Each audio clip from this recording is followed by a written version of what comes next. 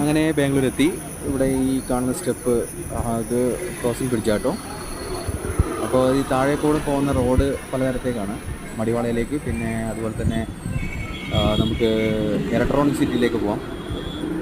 പിന്നെ അതുപോലെ തന്നെ ഇത് കോറമംഗല എന്ന് പറയുന്ന ഒരു മെയിൻ ആയിട്ടുള്ള സ്ഥലമാണ്.